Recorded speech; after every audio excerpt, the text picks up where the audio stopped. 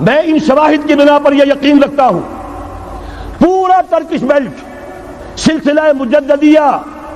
نقشبندیہ کے ساتھ یہ پورا سلسلہ افغانستان سے چلیے ترکستان سے چل کر ترکی تک پورا یہ جو نان عرب ورلڈ ہے نان عرب مسلم ورلڈ وہ سلسلہ مجددیہ حضرت احمد سرہندی رحمت اللہ علیہ گردن نہ جھکی جس کے جہانگیر کے آگے جس کے نفس گرم سے ہے گرمی احرار یہ انہی کا سلسلہ ہے جو پورے ٹرکش بیلٹ میں آپ کو نظر آئے گا. پھر شاہ ولی اللہ جیسا مفکر. بہرحال یہ تمام شواہد ہیں اور میرے لیے تو سب سے بڑے شواہد جو ہے اب وہ احادیث دیکھیے جو حضور نے بیان فرمائی. جب یہ مارکا گرم ہوگا ایک حدیث ہے حضور فرماتے ہیں ابن ماجہ کی روایت ہے حضرت عبداللہ ابن حارث رضی اللہ تعالی عنہ سے یخرج ناس من المشرق یؤتون للمہدی یعنی سلطان ہی. جب اس عالم عرب میں دیکھیے ایک بات میں عرض کر چکا ہوں بڑی تلخ بات ہے عالم عرب ہمارا بہتر حصہ ہے افضل حصہ ہے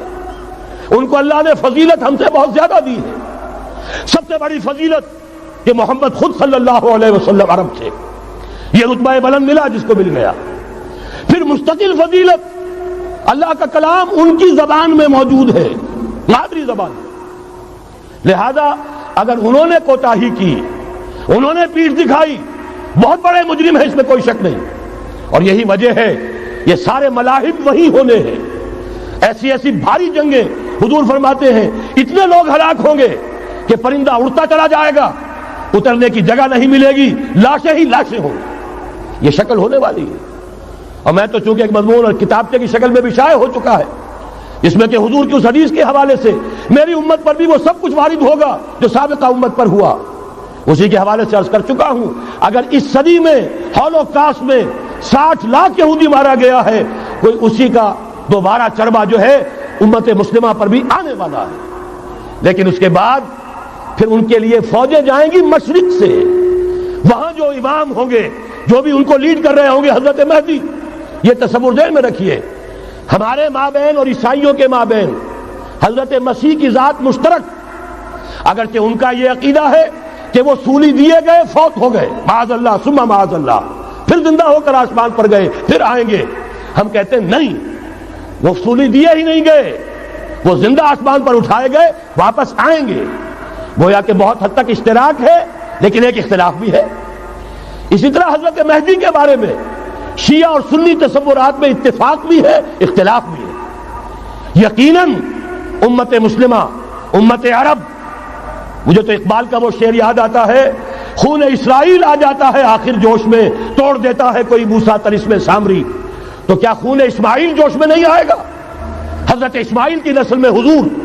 اور حضور کی صاحبزادی حضرت فاطمہ رضی اللہ تعالی عنہا حضور نے فرمایا میری اس بیٹی کی نسل میں اللہ تعالیٰ ایک شخص کو اٹھائے گا جو اس وقت مسلمانوں کی قیادت کرے گا. یہ چیز ہمارے اور اہل تشیع کے مابین مشترک. فرق یہ ہے وہ سمجھتے ہیں کہ ان کے 12ویں امام کہ جو آج سے 1200 برس قبل روپوش ہو گئے تھے وہ ظاہر ہوں گے. ہمارے نزدیک نہیں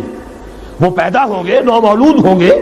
عام انسانوں کی طرح آئیں گے ہوں گے نسل فاطمہ میں سے رضی اللہ تعالی عنہا اور وہ اس وقت عربوں کی قیادت کریں گے. خون اسماعیل آ جائے گا آخر جوش میں اور کوئی حضرت مہدی وہ آئیں گے اور اٹھیں گے اور قیادت کریں گے دجال سے مقابلہ کریں گے اور اس ملاحم کے اندر قیادت فرمائیں گے. لیکن ان کی مدد کے لیے مشرق سے فوجیں آئیں گی. گویا کہ پہلے مشرقی کسی ملک میں یہ نظام قائم ہو چکا ہوگا کوئی ایسی طاقت وجود میں آ چکی ہوگی کہ جب وہاں بھٹی دہکے گی تو وہاں کے مسلمانوں کی امداد مشرقی ممالک سے جائے گی. اور ایک دوسری حدیث میں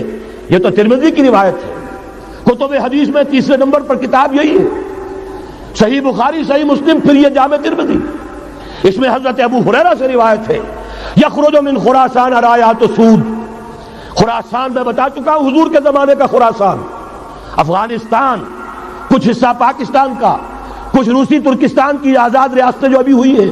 تھوڑا سا حصہ ایران کا یہ خراسان بزرگ یہ اولڈ گریٹر خراسان. یہاں سے فوجیں چلیں گی سیاہ علم برآمد ہوں گے اور کوئی طاقت انہیں روک نہ سکے گی ان کا منہ پھیر نہ سکے گی یہاں تک کہ وہ ایلیا حضور کے زمانے میں یروشلم کا نام تھا یہاں تک کہ ایلیا میں جا کر نصب ہو جائے. گویا کہ یہ جو ہمارے ہاتھ سے نکلا ہے قبضے سے پہلے بھی عربوں کے ہاتھوں سے نکلا تھا بیت المقدس یروشلم، عرب واپس نہیں لے سکے تھے، کرد خون صلاح الدین ایوبی اس نے واپس لیا، عربوں میں دم نہیں رہا تھا، عیاشیوں کی وجہ سے کھوکھلے ہو چکے تھے۔ میں تجھ کو بتاتا ہوں تقدیر امم کیا ہے، شمشیر و سنا اول، طاؤس و رباب آخر۔ یہی وجہ ہے کہ تقریباً 20 صدی کے بعد ان کی حکومت ختم۔ آشمارا حق بود گر خون بارت بر زمین بر زوال ملک مستعصم امیر المومنین، یہ ہوا کہ نہیں ہوا؟ جبکہ آئے ہیں تاتاری ہورس، اور جنہوں نے کہ آخری خلیفہ بنو عباس اسے محل میں سے نکالا ایک کھال کے اندر لپیٹ کر اور اپنے گھوڑوں کے سوؤں تلے کچل دیا۔ عرب معزول کر دیے گئے تھے، لیکن اب دوبارہ عربوں کو جب سہارا ملا ہے، لیکن اب بھی انہوں نے کہیں اسلام قائم نہیں کیا۔ کوئی روس کا غلام رہا، کوئی امریکہ کا غلام رہا، کسی نے اس کا ساتھ دیا، کسی نے اس کا ساتھ دیا۔ تہذیب ہے تو مغربی، تمدن ہے تو مغربی، وضع میں تم ہو نصارہ تو تمدن میں ہنود، یہ مسلمان ہیں جنہیں دیکھ کے شرمائے یہود۔ یہی معاملہ جب ان کا ہوا تو اب اللہ تعالیٰ کی طرف سے ان کے اوپر وہ عذاب کی بھٹی گرم ہونے والی ہے۔ لیکن اس کے بعد پھر یہاں سے جائیں گے وہ جو ان کی مدد کریں گے، اور یہ ایلیا کو واپس لینے والے، یہ مشرق سے چلنے والے لشکر ہوں گے۔ یہ 2 حدیثیں ابھی سن لیجئے، اور تیسری حدیث یہ ہے، حضور نے فرمایا، یہ سنن نسائی کی روایت ہے، قال رسول اللہ صلی اللہ علیہ وسلم عصابتان من امتی احوذهم اللہ من النار احرزهم اللہ من النار، میری امت کے 2 لشکر ایسے ہوں گے جنہیں اللہ نے آگ سے نجات دے دی ہے، پہلے ہی سے ڈکلیئرڈ ہے۔ عصابت تغزو الہند، ایک لشکر کے جو ہند پر حملہ آور ہوگا، وعصابت تکون مع عیسیٰ ابن مریم علیہ السلام، اور دوسرا لشکر وہ ہے جو حضرت عیسیٰ کے ساتھ جا کر اور ان کے ساتھ مل کر یہودیوں کے خلاف جنگ کرے گا۔ میں اس حدیث کا جو مطلب سمجھتا ہوں واللہ عالم، یہ اسی علاقے میں جب انقلاب آ جائے گا، یہ علاقہ خراسان اور پاکستان، جب یہاں نظام خلافت قائم ہوگا، یہاں سے اسلام کی توسیع ہوگی، اور یہاں سے جانب مشرق ہند اور جانب مغرب یہ جو یہودیوں کا سیلاب آ رہا ہے، ان دونوں کا مقابلہ کرنے کے لیے انشاءاللہ العزیز، ورنہ یہ عصابتان جو ہے ایک حدیث میں جمع کرنے کی کوئی اور حکمت ہو نہیں سکتی، ورنہ تو ہندوستان پہ کئی لشکر آئے ہیں، لیکن یہ کہ در حقیقت اسی وقت جبکہ عالم عرب میں وہ بھٹی دہکے گی، اسی وقت یہاں انقلاب آ چکا ہوگا، ایک طرف یہاں سے مدد کے لیے لشکر جائیں گے کہ جو مسلمان عرب جو ہیں ان کی مدد کریں گے، حضرت مہدی کے جھنڈے تلے لڑیں گے، حضرت مہدی کی حکومت کو مستحکم کریں گے، یؤتون للمہدی، دوسری طرف وہ ہندوستان کی طرف پیش قدمی کریں گے، اور یہیں سے جیسے اس وقت سیلاب نکلا تھا جزیرہ نما عرب سے، ایک داہنی طرف ایک بائیں طرف، ایران، افغانستان، ترکستان، ادھر مصر، لیبیا، الجزائر، مراکش، باریطانیہ، اسی طریقے سے انشاءاللہ اسی علاقے سے اس کا آغاز ہوگا اور بات آگے بڑھے گی۔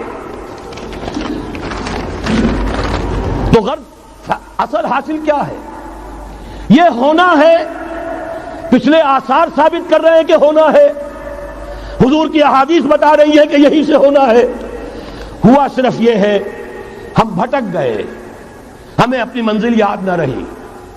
میں تو بہرحال ان لوگوں میں سے ہوں جنہوں نے نعرے لگائے تھے پاکستان کا مطلب کیا، لا الہ الا اللہ۔ میں سن 46 میں یہاں حبیبیہ ہال میں قائد اعظم نے مسلم اسٹوڈنٹ فیڈریشن کے جس اجلاس کو خطاب کیا تھا، ضلع حصار سے جو 2 ڈیلیگیٹ آئے تھے ان میں سے ایک میں تھا۔ میں نے بہرحال اس تحریک میں بھی حصہ لیا ہے، ایک ننھے کارکن کی حیثیت سے لیا ہے، پھر حالات کو بدلتے اپنے آنکھوں سے دیکھا ہے، ہم کہاں سے کہاں جا پہنچے ہیں۔ ضرورت صرف اس بات کی ہے کہ آج ہمارا حال یہ ہے، ہماری قیادت، ہماری سیاست ان لوگوں کے ہاتھ میں ہے کہ وہ فریب خوردہ شاہی کے پلاح و کرگسوں میں اسے کیا خبر کہ کیا ہے، تب وہ تاب جاویدانہ، ان کی تہذیب مغربی، ان کی ذہنیت مغربی، ان کی وضاقتہ مغربی، ان کا تمدن مغربی، ان کی سوچ مغربی، ان کے سارے اطوار مغربی، لہذا در حقیقت ایک تو یہ کہ ان سے چھٹکارا پانا، اور دوسرے یہ کہ در حقیقت مغرب کی تمام طاقتوں کو للکارنے کے لیے اس قوم کے اندر سے جذبہ ایمان، جذبہ جہاد کو برآمد کرنا، یہ 2 کام ہیں جو کرنے ہیں، اور اگر ہم یہ کر لیں گے، جیسا کہ میں نے آیت آپ کو سنائی تھی، اللہ کا کوئی وعدہ غیر مشروط نہیں، ایمان اور عمل صالح، ایمان اور جہاد، یہ وعدے پورے کرو گے تو اللہ کا وعدہ بھی پورا ہوگا۔